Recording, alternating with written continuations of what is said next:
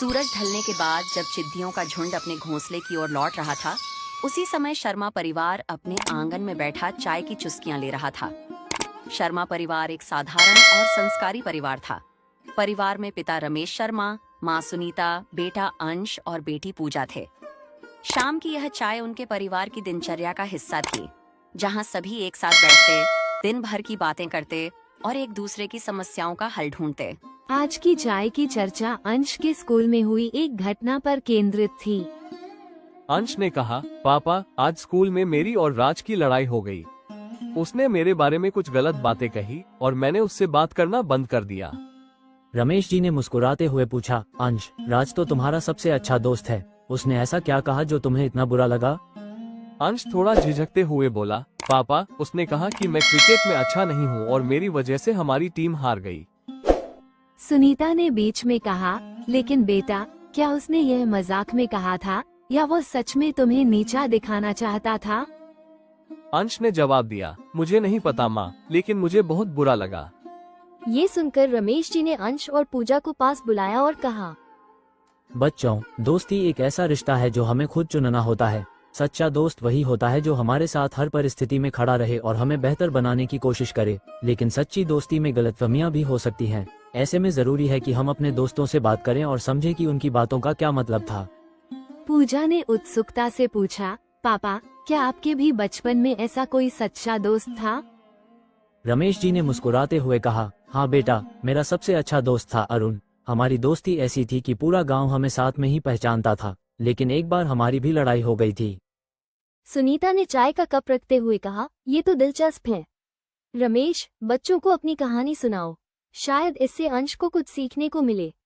रमेश जी ने अपनी कहानी शुरू की। बचपन में मैं और अरुण हर काम साथ में करते थे। स्कूल जाना, खेलना, पढ़ाई करना, यहाँ तक कि एक ही खाने का डिब्बा बांटना हमारी दोस्ती की मिसाल दी जाती थी। लेकिन एक बार गांव के वार्षिक मेले में हमारी लड़ाई हो गई। बात ये थी कि मैंने नई पतंग खरीदी थी और अरुण उसे उड़ाना चाहता था। मैंने मना कर दिया क्योंकि मुझे डर था कि वह पतंग कहीं कट न जाए। वह नाराज हो गया और हमारी बात बंद हो गई। अंश ने उत्सुक होकर पूछा, फिर क्या हुआ पापा? आप दोनों ने बात कैसे शुरू की? रमेश जी ने कहा, कई दिनों तक हमने एक दूसरे से बात नहीं की। मुझे बहुत बुरा लग रहा था, लेकिन मेरी जिद थी कि मैं पहले माफी नहीं मांगूंगा। लेकिन एक दिन जब मैं स्कूल जा रहा था तो रास्ते में मेरा पैर फिसल गया और मैं गिर गया। मेरे घुटने में चोट लग गई और मैं दर्द से कराह रहा था। उसी समय अरुण वहां से गुजर रहा था। उसने बिना कुछ सोचे मुझे उठाया, मेरे घाव को साफ किया और मुझे घर तक पहुंचाया। उस दिन मैंने समझा कि सच्चा दोस्त वही होता है जो हमारी मदद के लिए हमेशा तैयार रहे, चाहे परिस्थितियां कैसी भी हों। उसके बाद मैंने उससे माफी मांगी और हमारी दोस्ती पहले से भी गहरी हो गई। रमेश जी की यह कहानी सुनकर अंश ने सिर झुका लिया। वो सोचने लगा कि शायद उसने भी राज के इरादों को गलत समझा होगा। पूजा ने कहा, भैया, शायद तुम्हें भी राज से बात करनी चाहिए। अगर वो सच्चा दोस्त है तो वो तुम्हें समझाएगा कि उसने ऐसा क्यों कहा, और अगर वो गलत है तो माफी भी मांगेगा। सुनीता ने अंश के सिर पर हाथ फेरते हुए कहा, बेटा, रिश्तों में संवाद बहुत जरूरी है। बिना बात किए हम किसी की भावनाओं को नहीं समझ सकते। अंश ने मुस्कुराते हुए कहा, आप सब सही कह रहे हैं। कल मैं स्कूल जाकर राज से बात करूंगा। शायद वो मजाक कर रहा हो और मैंने बात का बतंगड़ बना दिया। अगले दिन अंश ने स्कूल जाकर राज से बात की। राज ने हंसते हुए कहा, अरे यार, मैंने वो बात मजाक में कही थी।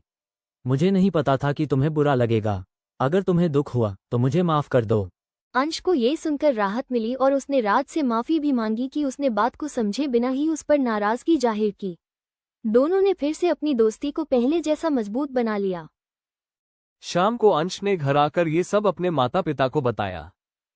रमेश जी ने मुस्कुराते हुए कहा, देखा बेटा, सच्चे दोस्त वही होते हैं जो हमारी भावनाओं को समझें और हमारी गलतियों को माफ कर सकें। दोस्ती में ईमानदारी और संवाद सबसे जरूरी है।